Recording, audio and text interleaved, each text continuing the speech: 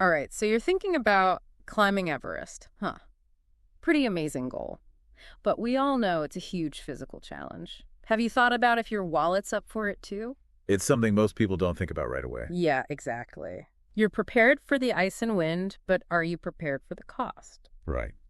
Today, we're going deep into the financial side of Everest. I've got a ton of articles and cost breakdowns here, and we're going to figure out what it really costs to climb this thing. Not just like the basic expedition fee, but, all the hidden costs too. Absolutely. Yeah. So let's get started. I was looking at some of these numbers, and Everest is not getting any cheaper. Yeah, definitely not.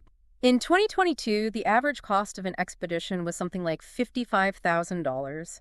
Then it jumped to over $55,900 in 23.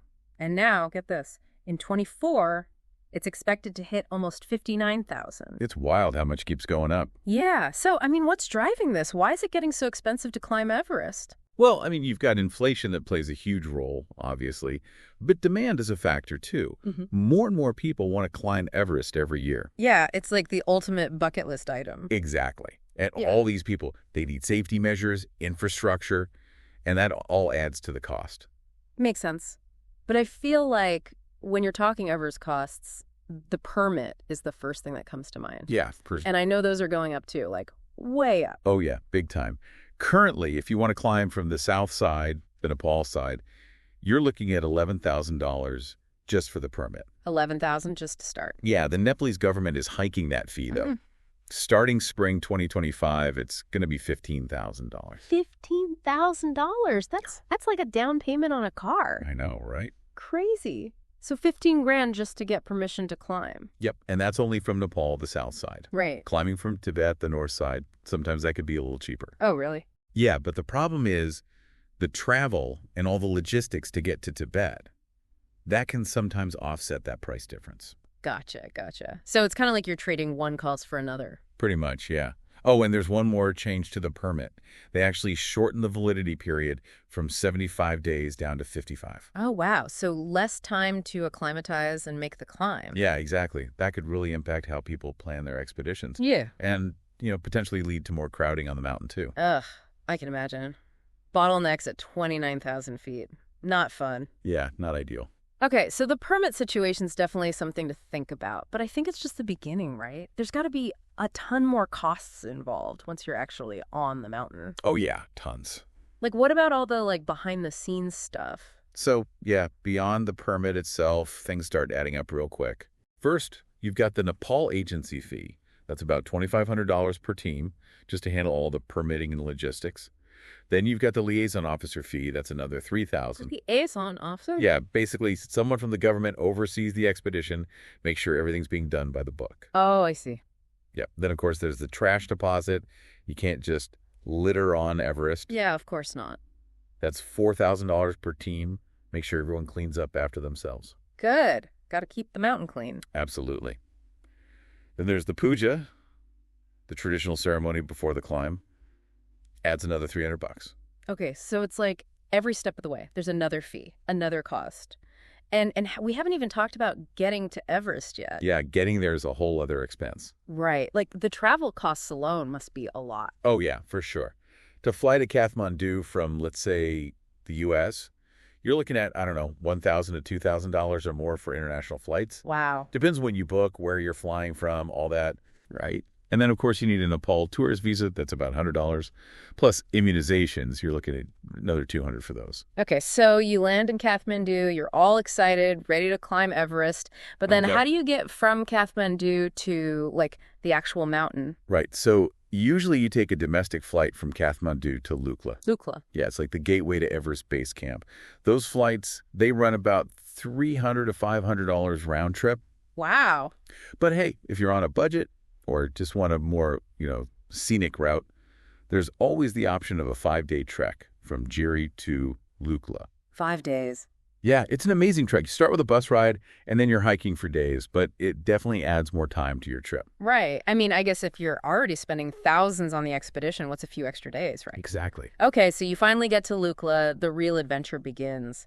But you still got to get all your gear to base camp, right? Oh, yeah, that's where the yaks and porters come in. Yaks and porters, the real MVPs. Seriously. Yeah. So hiring yaks to haul your stuff, that'll cost you about, $20 to $40 per day per load. And then porters, they usually charge around $20 a day. Okay. So it's not just the cost of the yak or the porter, it's also their food and lodging along the way. Yeah, exactly. And, while we're on the topic, tea houses in the Kubu region, they've gotten expensive too. Oh, really? Yeah, meals are like $5 to $10 each. Adds up quick. Yeah, it's all adding up. I'm starting to feel broke just thinking about it. But hey, there's always the camping and cooking option, Hey. right? If you're really trying to save money. Yeah, true. But then you got to carry all the extra camping gear. Trade-offs. Exactly. Okay, so we've covered permits, travel, getting to base camp, but now we got to talk about the gear. Oh yeah, the gear. Because I have a feeling it's not cheap to outfit yourself for Everest. Let's just say your average hiking boots won't cut it. Yeah, I Oh, figured. You're talking high-tech clothing and equipment. Yeah. And that's essential for staying safe and performing well at that altitude. Hmm. And it's not cheap. You're looking at like $5,000 to $10,000 or more just for the basic climbing gear. Yeah. Crampons, ice axes, harnesses, ropes, all that. Wait, 5 to 10,000 just for the basics? Yeah. And then on top of that, you've got all the clothing. I mean, we're talking extreme weather conditions here. Oh, yeah. High altitude clothing's another major expense. Down suits, base layers, insulated jackets, you name it. Easily adds another several $1,000s to the bill. Oh, man, this is getting intense. And we haven't even mentioned sleeping bags, pads, and tents that can handle those conditions. Comfort at high altitudes, it comes at a premium. Okay, I'm officially overwhelmed by the gear costs. Is there any way to, cut back on that? Well, renting gear can be a good option. Renting. Yeah, if you don't want to buy everything outright, you can rent a full set of equipment for around $2,000 to $4,000. Okay, that's not bad. Yeah, way better than dropping 10 grand on stuff you might only use once. Exactly. Makes sense. Okay, we talked about the gear, but let's be real. You're not carrying all that up Everest yourself. So what about the Sherpas? They're like the unsung heroes of these expeditions, right? They absolutely are. Incredible skills, experience. They're a crucial part of any expedition. They handle logistics, carry gear, but most importantly, they keep everyone safe. Yeah, and they know the mountain like the back of their hand. Yeah, exactly. And their knowledge, their experience, it comes at a cost. You're looking at about $450 to $4,000 per Sherpa for the whole expedition, including tips and bonuses. Okay, that seems fair. They're risking their lives to help you reach your dream, right? Exactly. And it's important to make sure they're compensated fairly. Oh, and I almost forgot, it's not just Sherpas. There's also cooks, kitchen assistants, base camp managers, all that. Oh, wow. That can add up to like another $3,000 for a typical team. It's like a whole village behind the scenes making this climb possible. It really is. Amazing. Okay, before we get too caught up in the logistics, let's talk about something essential. Insurance. Yes, insurance. You absolutely cannot climb Everest without it. Yeah, it's not like a walk in the park, right? This is the highest mountain in the world. Right. And you need to be prepared for anything. We're talking high altitude, potential evacuations, medical treatment, comprehensive travel insurance. It's not an option. It's a necessity. Yeah, so it's not just about a twisted ankle or altitude sickness. It's serious stuff. Exactly. I mean, just a helicopter evacuation alone can cost over $5,000, and that's just one thing. Wow, I had no idea. Yeah. When it comes to insurance, don't skimp. Trust me, it's worth every penny. Okay, good advice. So let's say you've got your permit, your gear, your Sherpa team, your insurance all squared away. What about getting yourself ready? I imagine training for Everest starts way before you reach base camp. Oh, yeah, absolutely. It's not just about buying the gear. You got to be in top physical condition, You're preparing your body and mind for one of the most demanding physical challenges on Earth. Right, so, what does that look like? What kind of costs are we talking about? Well, think gym memberships, maybe a personal trainer, specialized training programs. It all adds up. And what about, the actual skills of mountaineering? I can't imagine just showing up and hoping for the best. Oh, no, definitely not. You need mountaineering courses, Yeah. Learning the technical skills, how to acclimatize, wilderness first aid, all that. And if you're really serious, consider some practice climbs on other high-altitude peaks. So it's like training for the Olympics. Pretty much. You're not just getting physically fit, you're gaining experience, knowledge, all that. Yeah, and you might even want to consider pre-acclimatization programs or, hypoxic training. Hypoxic training. Yeah, it's basically training in a low-oxygen environment. Helps Yeah. prepare your body for high altitude. It's an extra cost, but it can be really helpful. Okay, that's fascinating. So it's like Everest training is a whole expedition in itself. It really is. Mm-hmm. But look, all this preparation, it's an investment. It's about minimizing risk, maximizing your chance of success. Hmm. And, wouldn't you rather spend a bit more upfront on training than, risk having to turn back because Okay. you're not prepared? Yeah, that's a really good point. Yeah. Okay, so we've talked about the importance of training, but now let's talk about the different ways you can actually climb Everest. There's the guided expeditions, and then there's independent climbs, right? Right. So, what are the key differences, and what about the cost of each? So guided expeditions, they're pretty much what they sound like. You've Yeah. got a team of experienced guides with you the whole way. They know the route, the conditions, all that. So it's like having a Sherpa for your Sherpa? Pretty much. Nice. They handle all the logistics, permits, transportation, setting up camps, making sure you've got enough oxygen. They take care of all that. Oh, wow. So it really takes the pressure off you. You can just focus on the climb? Exactly. And that peace of mind, for a lot of people, it's worth the cost. Plus, guided expeditions usually have a smaller guide-to-climber ratio, so you get more personalized attention and support. Yeah, that makes sense, especially for people who are newer to high-altitude climbing. Yeah. But I bet it's not cheap. What kind of cost are we looking at for a guided expedition? So basic guided expeditions, including permits, logistics, oxygen, Sherpa support, those usually start around $40,000 to $60,000. Okay, so that's the starting point. Yeah. But what if you're looking for a more luxurious experience? Then you're talking luxury expeditions. Luxury expedition. Yeah, these are for climbers who want a more, comfortable experience. Things like better base camp accommodations, private tents, gourmet meals, hot showers, even helicopter transfers to and from base camp. Oh, helicopter transfers. Yeah, the whole 9 yards. Sounds amazing. But I bet those luxury expeditions come with a luxury price tag. Oh, yeah, you're looking at $80,000 to over $100,000 for that level of service. Wow. Okay, so there's a wide range within the guided expeditions category. But what about those climbers who are more hardcore adventurers? The independent climbers? Yeah. The ones Yeah. who want to tackle Everest on their own terms. Yeah, those are a different breed. I can imagine. Independent climbs, they require a ton of experience, self-sufficiency. You really got to know what you're doing. Makes sense. You're responsible for everything yourself. Mm-hmm. Permits, hiring Sherpas, logistics, you name it. Oh, wow. It sounds incredibly challenging, but also kind of amazing. It definitely is both. Yeah. But, for some climbers, that sense of freedom, of accomplishment, it's worth the risk and the extra work. They enjoy planning everything themselves, Mhm. being self-reliant. I can see how that would be appealing. Yeah. But still, I imagine it's not cheap, right? Even if you're going solo, you still got to pay for a lot of the same stuff. Right. So the permit, that's $11,000 no matter what.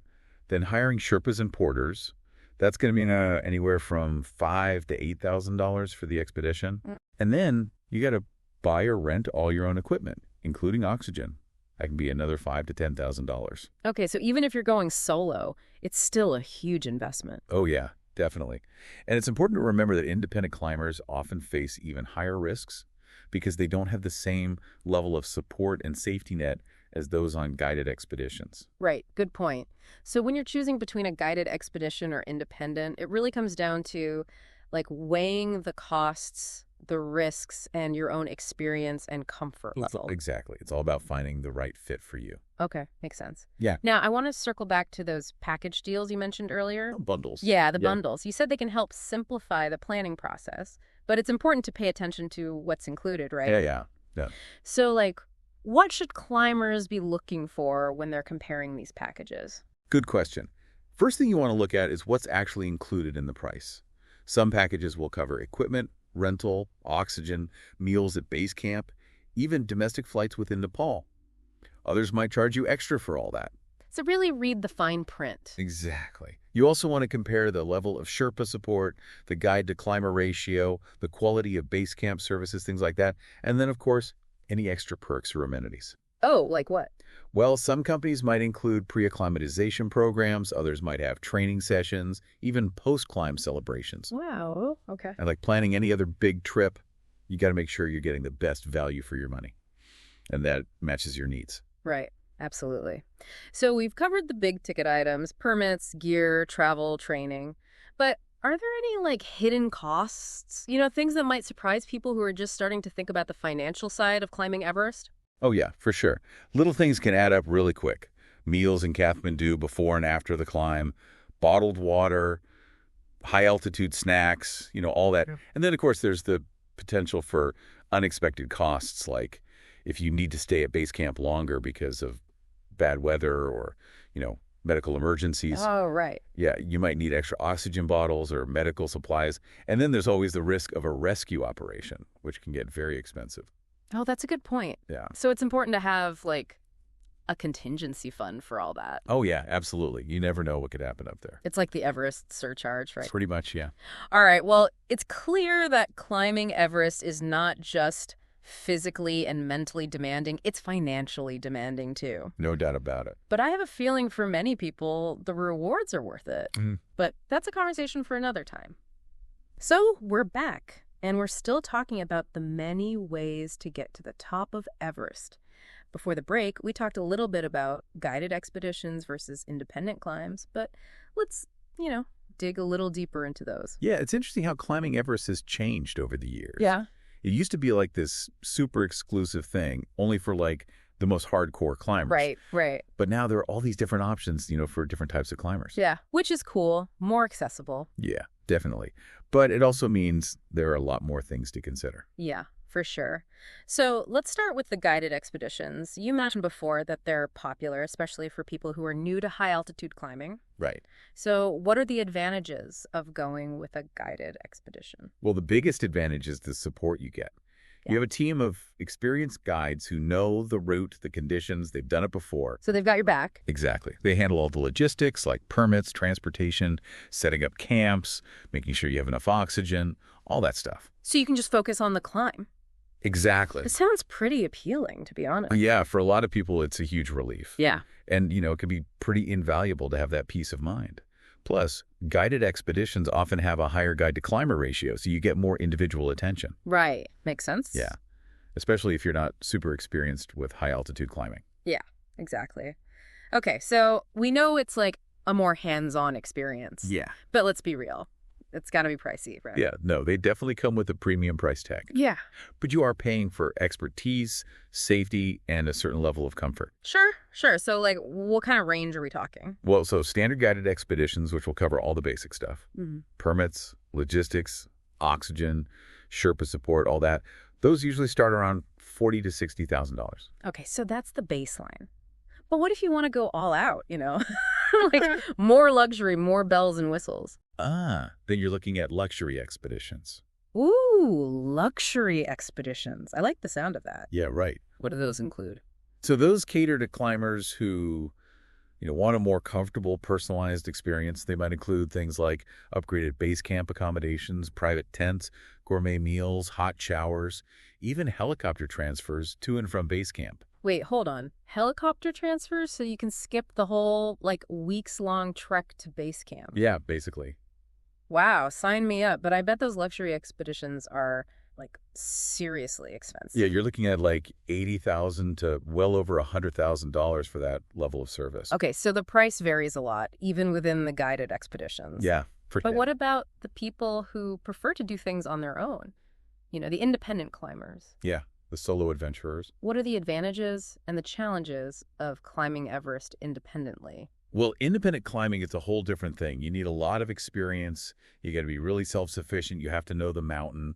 It sounds like you got to be pretty fearless. Yeah, you got to be comfortable with risk. You're responsible for everything yourself. Permits, hiring Sherpas, arranging transportation, everything. Wow. But for some climbers, that sense of freedom, of accomplishment, it's worth it. They really enjoy the planning and executing everything themselves. It's about that self-reliance. I get that. There's definitely something to be said for that. But it can't be cheap either, right? No, it's still expensive. Just not as expensive as a guided expedition. You still need the permit, which is $11,000. Then you've got to hire Sherpas, porters. That can be anywhere from $5,000 to $8,000 for the whole expedition. And then, equipment, oxygen, all that. Another $5,000 to $10,000 at least. So we're still talking about a huge financial commitment. Oh, yeah, absolutely. Right. And it's important to remember that independent climbers are taking on more risk because they don't have the same level of support as a guided group. Yeah, makes sense. So basically, when you're deciding between guided or independent, you got to weigh the costs, the risks, your experience, and just your own comfort level with all of that. Yeah, it's about finding the right path for you. Okay, cool. Now let's talk about those package deals again. The bundles, the all-in-one options. Right. You said they can make planning easier, but you got to pay attention to the details. So what should climbers be looking for when they're comparing packages? So first thing, figure out what's included in the price. Some packages will include things like equipment rental, oxygen, meals at base camp, Yeah. even domestic flights within Nepal. Okay. Others might charge extra for all that. Gotcha. So you got to be careful. Yeah. And you want to compare the level of Sherpa support, the guide-to-climber ratio, the quality of base camp services, and any other perks they offer. Okay. Some companies might include like pre-acclimatization programs. Others might offer training sessions, even post-climb celebrations. Oh, fun. It's like planning any other big trip. You want to make sure you're getting the best value, that the package matches what you want. Right, right. Yeah. Okay, so we've covered the big stuff. Permits, gear, travel, training. But are there any sneaky costs, like hidden fees that climbers might not realize? Oh, yeah. There's always extra stuff that comes up. Mm-hmm. You got your meals in Kathmandu before and after the climb, bottled water, high-altitude snacks, all that. And then there's the potential for, like, unexpected delays, Yeah. bad weather, medical stuff, things like that. Right. If you have to stay at base camp longer, that's extra costs. You might need extra oxygen, medical supplies, and then there's the possibility of a rescue, which can get really expensive. Yeah, I bet. So it's smart to have some extra money set aside, just in case. Okay, so it's not just about the initial cost of the expedition, it's about being prepared for all these potential extras. Exactly. Yeah, it's definitely something to keep in mind. All right, well, it's clear that climbing Everest is a huge financial commitment on top of everything else. Yeah, no doubt. But for a lot of people, that dream of reaching the summit, it's worth it. For sure.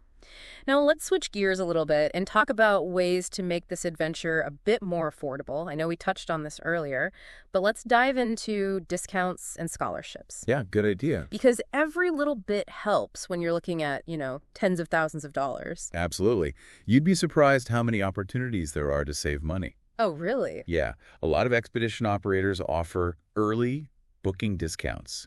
So if you plan ahead, book your trip well in advance, you can save quite a bit. Okay, so like booking a flight or a hotel room, the earlier, the better. Exactly. Uh-huh. And some operators offer group discounts. So if you can get a group of friends together, everyone wants to climb Everest, you might be able to negotiate a lower price per person. Oh, cool. There's power in numbers. Definitely. All right. But what about scholarships? I know you mentioned some organizations that offer financial assistance. Yeah, there are a bunch of organizations that provide scholarships to make Everest more accessible.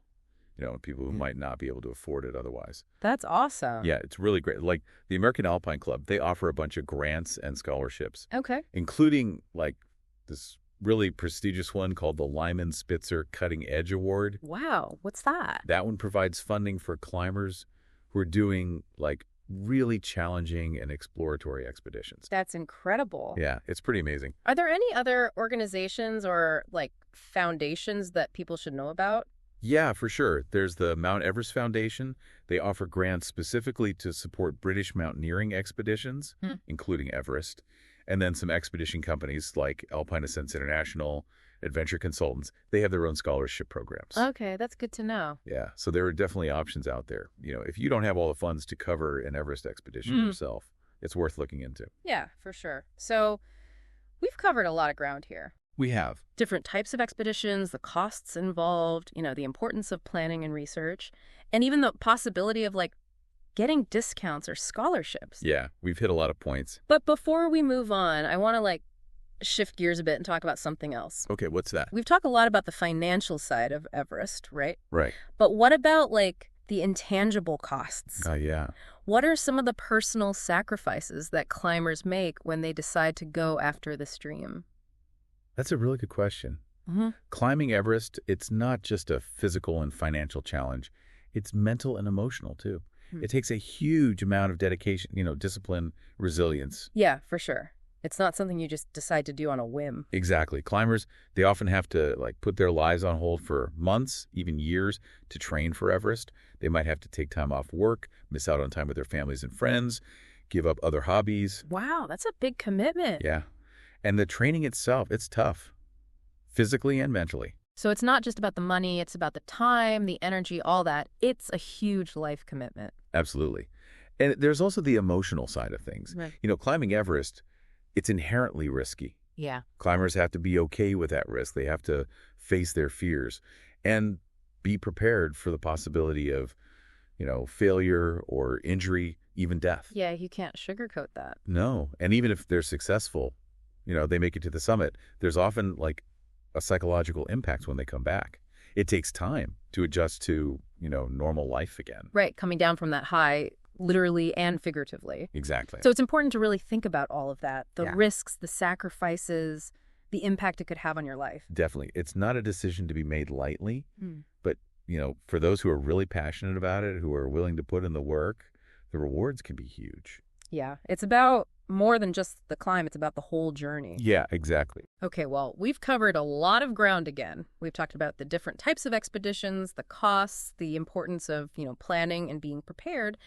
And we've also talked about those intangible costs, the personal sacrifices that climbers often have to make. Yeah, it's a lot to think about. It is.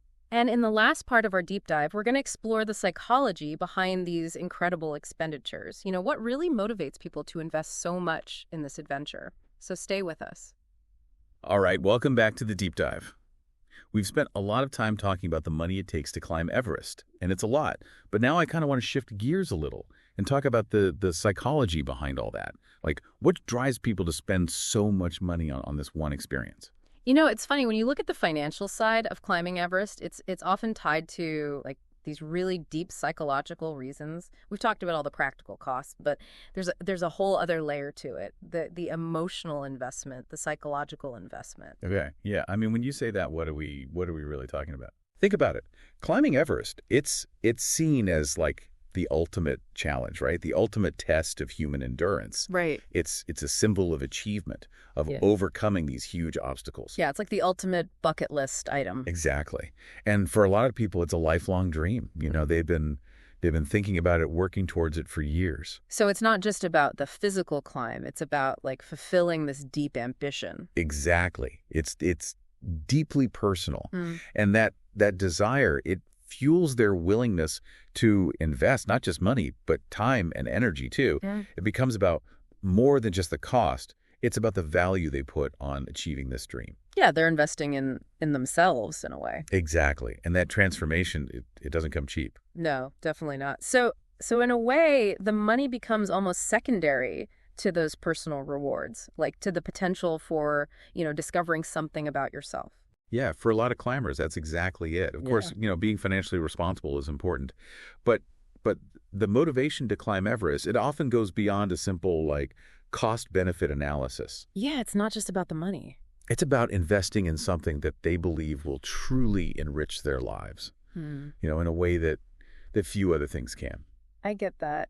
And, when you think about the stories that come out of these expeditions, the triumphs, the challenges, the moments of awe and wonder, those stories become a part of the climber's legacy, right? Oh, absolutely. They become part of who they are. Yeah. They shape their perspectives, enrich their lives in a way that goes way beyond the financial part. Totally. And those stories, those experiences, you can't put a price tag on that. It's about personal transformation and the impact it has, not just on you, but on the people around you. Exactly. It's about the journey, the growth, the resilience, and the stories that you carry with you. Yeah. So as we wrap up this deep dive into the costs of climbing Everest, I think it's important to remember that it's about way more than just the numbers. It's about the human spirit. It's about chasing dreams. It's about pushing your limits. We've explored the financial realities of this incredible adventure, but ultimately it's a personal decision. It is. Do the rewards outweigh the costs for you? And that's something that only you can answer. Yeah, climbing Everest, it can change your life, and that's worth thinking about. Yeah, it really is.